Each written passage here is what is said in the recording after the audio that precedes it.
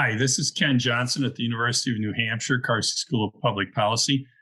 We want to talk this morning about our research on why people move to and why they stay. I worked on this Department of Sociology and a graduate student, and I would like to acknowledge the support of the University of New Hampshire's New Hampshire Agricultural Experiment Station. They funded part of this research. Now, I'm going to talk a little bit about how we set this research up. We used the Granite State poll from the summer of 2018 to the fall of 2019. And that's a probability sample of the population of New Hampshire collected by random digit dialing. Everybody over the age of 18 is eligible. The data that we're working with has just over 2,000 respondents. We asked them the top 3 reasons why they stay in New Hampshire or why they move to New Hampshire. And the answers were open-ended questions. So the interviewers recorded exactly what the respondents said. We had about 4,300 total responses, and then we coded them into categories. For our research that we're going to talk about today, we divided the respondents into 2 groups. Recent migrants to New Hampshire, or people who have moved to New Hampshire in the last 10 years. And then established residents are those who've lived in New Hampshire for 10 years or more. And that includes both people who moved here some time ago and also people who have lived in New Hampshire for their whole lives. Now, migration is really important to New Hampshire, particularly now. Virtually all of the growth in the state's population since 2010 has been due to migration. And you can see the difference here between 2010 and 15 when there was actually a little bit of out-migration from the state as a result of the Great Recession. And then if you contrast it to 2016 to 2019, you can see the substantial inflow, particularly of domestic migrants moving to New Hampshire from other states, and also immigration. Natural increase, the difference between births and deaths, which is the other way that populations usually grow, actually has not occurred in New Hampshire. New Hampshire actually has more people dying in it than being born. So migration is critically important to New Hampshire's demographic future. And our research focuses on why and how that migration occurred. Now I'm going to pass it over to Kristine, who's going to talk about some of our findings. Kristine? Thank you, Ken. So before we understand why people move to New Hampshire and why they stay here, we wanted to understand the demographic characteristics of these recent migrants and established residents that Ken introduced. So most of the recent migrants and established residents live in metropolitan counties in New Hampshire. So that's Hillsborough, Rockingham, and Stratford. And then about over a third of each group lives in households with annual incomes of $100,000 or over. And a larger portion also have a college degree or higher. So as you can see across these 3 demographic pieces, the 2 groups are relatively similar. Where they differ, Ken, if you could go to the next slide, is by age. So recent migrants are younger than established residents. So they have a higher proportion of people who are 18 to 29, but much higher proportion of people who are 30 to 49, whereas established residents are a larger proportion are over 50. And so this is consistent with prior research suggesting that migrants to the state tend to be younger than long-term residents, but it also negates the kind of common held assumption that people moving to New Hampshire might be older, retirees moving to amenity-rich areas. While there are some older migrants, a large proportion are younger of the recent migrant group. Next slide. So the main part of our analysis was to examine recent migrants' top 3 reasons for moving to the state and then established residents' top 3 reasons for staying in New Hampshire rather than moving away to a different state. So as Ken mentioned, people responded in their own words. And so we coded those responses into various categories. And these are the top 7: family, the natural environment, quality of life, employment, taxes, culture and lifestyle, and economy. There were other categories, but they didn't have as many people respond or referencing them in either the recent migrants or established residents groups. An example of one of the open-ended questions to kind of get to these categories would be someone saying being closer to children and grandchildren, and that was categorized into family. An example of the natural environment would be someone saying so many different things to do: beach, biking, sailing, hiking. So that touches on a few of the different subcategories within the natural environment, including like having access to the beach and the seacoast, and then also having recreational activities that are related to the amenities in our state. So as you can see from this graph, family is the most frequently mentioned among both recent migrants and established residents as one of their top 3 reasons for moving or staying in New Hampshire. So this indicates a high proportion of New Hampshire residents take family into account when making their migration decisions, relating to whether they are close to their family or wanting to be able to help their family. Their relationships with their family is clearly important migration decision. The second top reason for the established residents was the natural environment. This underscores the importance that people in New Hampshire who have lived here for a long time, over 10 years in our sample here, have a strong connection to the state's natural amenities, its climate, seasons, lakes, and other ways to enjoy the natural environment. Many recent migrants were also drawn to the natural environment, but as you can see, it's more of an important factor for established residents. So quality of life was also an important factor, with over 1/3 of established residents and over 1/5 of recent migrants citing it. Many established residents mentioned that living in New Hampshire made them appreciate its safety, its small town feel, and kind of slower pace of life. And those are reasons why they didn't want to move away from the state. Employment is particularly important for recent migrants. It was the second most important of these categories. And it was over 1/3 of them cited it as their top reason. Whereas less than 1/4 of established residents cited employment. So while it is still an important category, it's in the top 7 here, employment is really a pull factor for recent migrants, and it's a reason why people wanted to move to the state. So taxes, culture and lifestyle, and the economy are also in the top cited main factors. However, there's not major differences here. You can see culture and lifestyle and economy was slightly more referenced by recent migrants. So overall, this graphic suggests that some factors like employment are a pull factor to attract new migrants to the state. Others, like the natural environment and quality of life, seem to be particularly important in keeping people who live in New Hampshire wanting to stay in New Hampshire. Next slide. So migration decisions aren't just patterned by the 7 factors we just discussed. It also matters to the individual people giving the response. So we wanted to look at the top 7 reasons for moving to and staying in New Hampshire by the demographics of the recent migrants and the established residents who answered our questions. So in general, the age differences in recent migrants were also seen within established residents. The difference between people who were over 50 and or 50 and older or under 50 were relatively similar patterned across the 2 groups, except as you can see here, there's a stark difference in employment, where recent migrants who are under 50 were more likely to cite employment compared to recent migrants 50 and older. And that employment difference you don't see in the established residents. Similarly, culture and lifestyle was more often referenced by the younger group of recent migrants, and that difference isn't as much in the established residents between the younger and older. When you go over and look at the established residents table or graph here, you'll see that family ties were more influential among younger established residents than older, lifetime or having lived here a while after moving in New Hampshire. And quality of life is referenced more often by older established residents of New Hampshire than younger. So while there are some slight differences, the fact that there are these differences suggests that age does matter because it reflects where people are in the life cycle, and that may have impact on why they choose to stay in New Hampshire or why they choose to move to New Hampshire. Along with age, we also looked at educational attainment.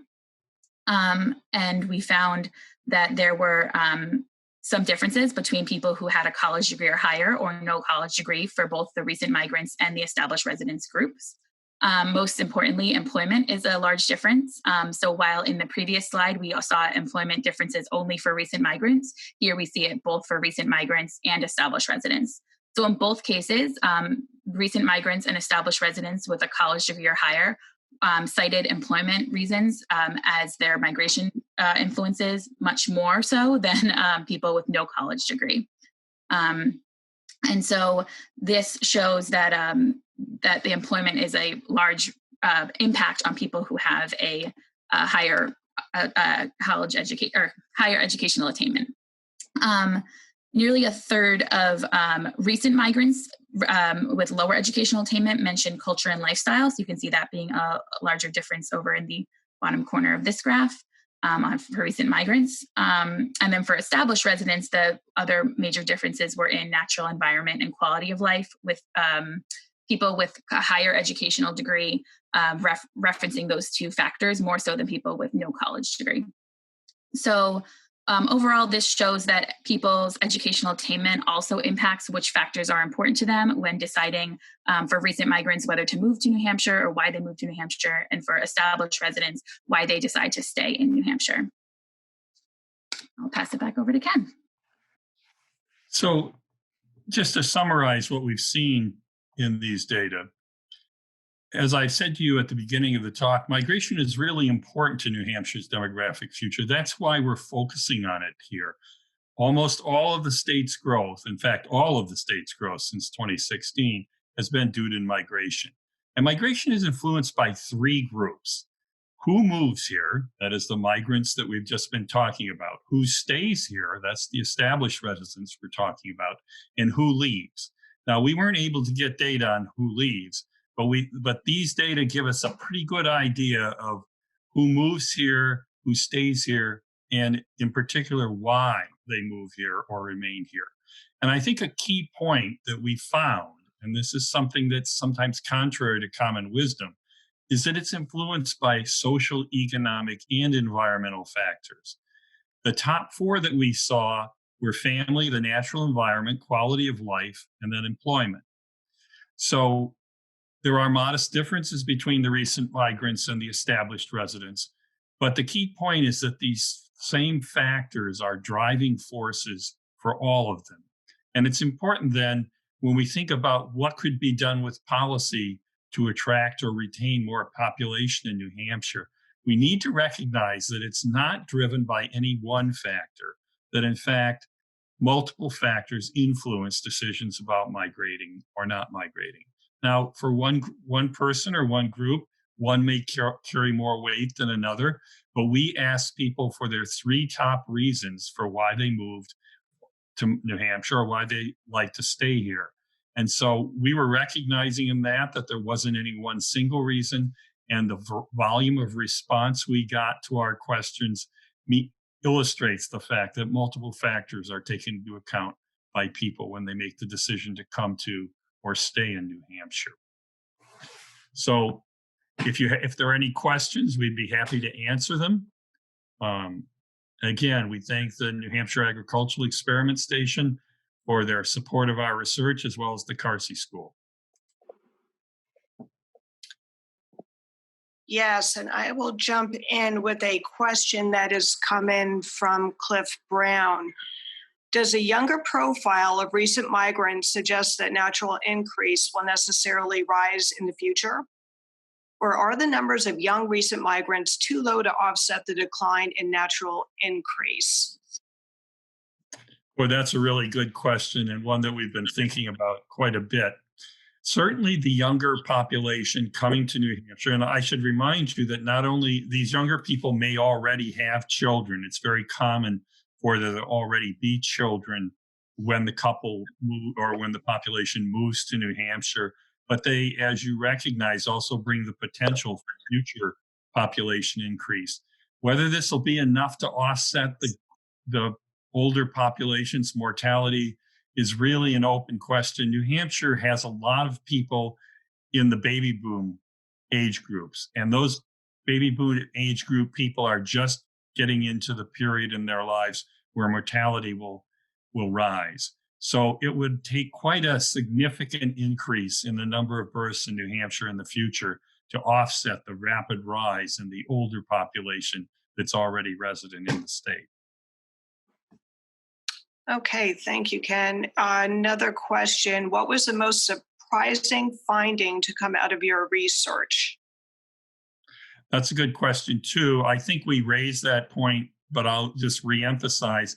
It wasn't usually decisions to migrate to New Hampshire or decisions to stay in New Hampshire aren't driven by a single thing. Rather, they're driven by a number of different factors, some of them social, some of them employment or economic based, and some of them based on the natural amenities of the state. And I think it's important to recognize that that's the point, that there are multiple factors influencing people to either stay in New Hampshire or to come to New Hampshire. All right, another question. Could you clarify the difference between quality of life and culture and lifestyle? Sure, I can take that. So when creating these categories, we have several. Sorry, I didn't hear that. We have several. Oh, Ken, the question is the difference between quality of life and culture and lifestyle. So the differences that we have there is we have subcategories. And so within quality of life, we have things like neighborliness, having a safety, feeling like it's a small town life. And that's what we're getting there. Culture and lifestyle gets more about kind of friendly people, having people enjoying the freedom or independence they feel in New Hampshire, and the kind of when the people say like way of life or lifestyle. So we have different subgroups to make sure that we have mutually exclusive groups when looking at those two. All right, how about another question? Do you think your findings for New Hampshire are relevant to other states as well? Yeah, that's a good question too. New Hampshire, although it's a small state, it has several characteristics that are typical of other states in the country. For example, it has a lot of amenity areas. It's the outer suburbs of the Boston metropolitan area, plus it has the Manchester metropolitan area in it. So it has a large urban center directly to the south of it. And it also has some rural areas in it, and areas in the far north part of the state, which are more dependent on extractive industries like timber. And so there are a number of other states around the country which are similar characteristics. For example, Wisconsin has the Chicago metropolitan area just to the south of it. It has a large amenity area in the middle of the state, and the northern part of the state also has a lot of extractive industries. So we think that the fact that these decisions to migrate or to stay are driven by multiple factors, including social, economic, and natural environment kinds of factors, is typical of other parts of the country. So I think that a significant part of the findings that we have for New Hampshire would be reflected in other states as well.